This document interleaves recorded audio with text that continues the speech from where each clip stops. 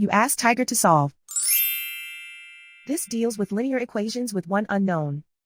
The final result is p equals 180. Let's solve it step by step. Group all constants on the right side of the equation. Subtract 25 from both sides. Simplify the arithmetic.